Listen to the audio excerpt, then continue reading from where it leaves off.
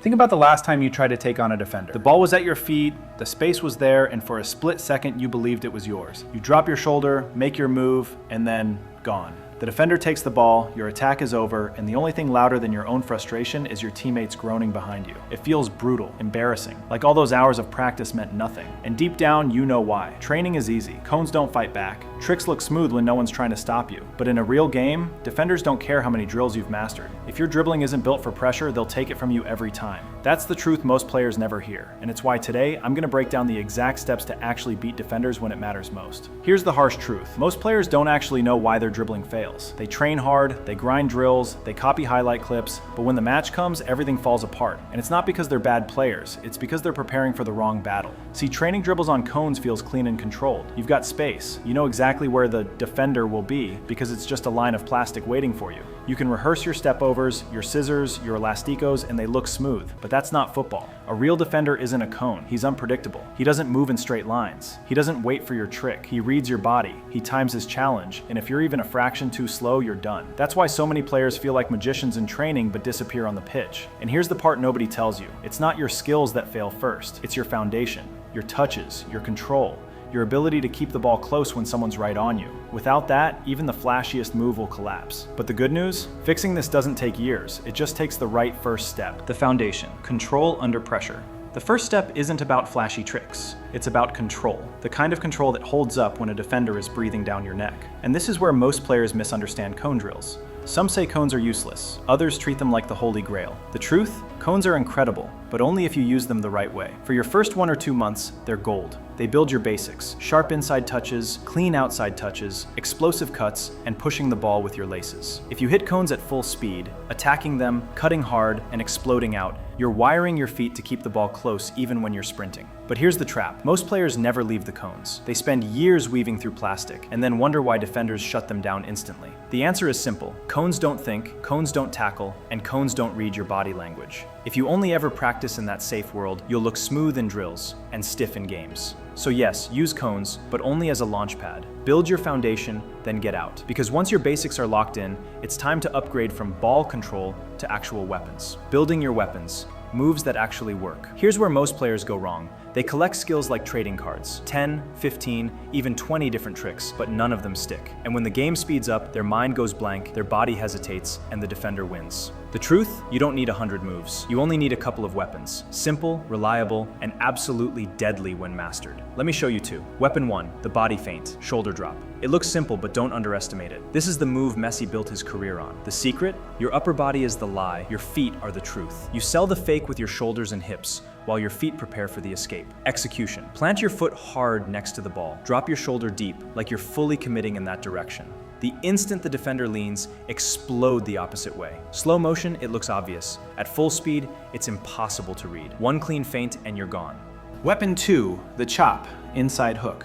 This one's brutal when you're running at pace. Imagine sprinting toward a defender. They're bracing for you to keep going. At the last second, you cut across your body, slashing the ball with the inside of your foot. Their balance is gone, their momentum betrays them, and you're already moving in a new direction. Execution.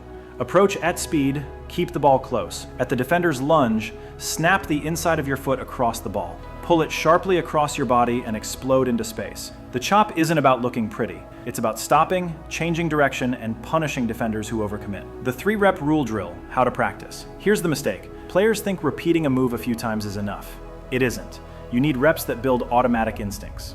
Setup. Place 2 cones about 5 yards apart. Stand on the center line with the ball. The reps. Walk through rep, go slow. Focus only on the footwork and mechanics. No rush. Half-speed rep arrow, add pace. Focus on the timing of your feint, your chop, and the clean touch after. Game speed rep. Go 100%. Explode out like you're breaking into real space. The rule. If you can't hit your chosen move 3 times in a row at full speed, you haven't mastered it yet. Don't move on until you can. This ensures your weapons actually work under match intensity. The timing secret, where players fail. Here's what separates amateurs from killers. Timing. Most players use the move too early, right in front of the defender when he's balanced and ready. That's why it fails. The real key? Wait for the defender's body to betray him. The exact moment to strike is when his hips start to turn or when his weight shifts to one foot. Watch closely. When he plants the foot closest to you, that's his point of no return. The instant it hits the ground, execute your move. He won't recover. That's how you turn two basic moves into unstoppable weapons. The hidden key, instincts. Even if you've mastered your weapons, here's the truth. They won't save you unless you know when to use them. Because football isn't predictable. You won't always face one defender politely waiting in front of you. Sometimes it's two closing the space, sometimes three pressing from different angles, sometimes a teammate cutting across your run. That's where instincts come in. Instincts are what separate players who think about dribbling from players who just do it. It's that split-second reaction, turning the ball away before the defender lunges, slipping through a gap nobody else saw, or exploding into space without hesitation. And instincts aren't something you can learn from a YouTube tutorial or by watching highlights. They only come from experience in chaotic, high-pressure situations. The best way to build them? Small-sided games. 3 versus 3, 5 versus 5, 7 versus 7. The smaller the space, the less time you have, the faster your brain and feet adapt. Every touch is a decision, every mistake is punished instantly. At first it feels overwhelming, like you can't breathe, like you'll lose the ball every time, but that's the point. Pressure rewires you. Chaos forces you to react faster, and little by little, your instincts sharpen until you don't even realize you're doing it anymore. And here's the twist. Most players avoid this kind of pressure. They hide from it, which means if you embrace it, you'll leave them behind. Mindset shift, seek the chaos. Here's where everything changes, your mindset. Most players treat pressure like something to avoid. They play safe passes, they back out of 1 versus 1s, they stay away from messy, tight spaces because they're afraid to lose the ball. And that fear is exactly why they never improve. The truth? Chaos is where the real growth happens. Every time you put yourself in a situation where it feels like the defenders are everywhere, where your heart's racing, and the ball feels like it could slip away at any second, that's when your instincts, control, and weapons are actually being built. Think about the difference. One player hides from pressure, so every game feels the same. Another player seeks pressure, throws himself into the hardest situations on purpose. After a month, who do you think is sharper, faster, more unpredictable? It's not even close. That's why top players don't just survive in tight spaces, they love them. They crave that feeling, because they know defenders panic when there's no room to breathe, but attackers who've trained in chaos feel completely at home. So instead of running from pressure, start hunting it down. Because the more chaos you invite in training, the calmer you'll feel in real matches. But how do you actually put all of this together into a system you can follow? The 3-step system.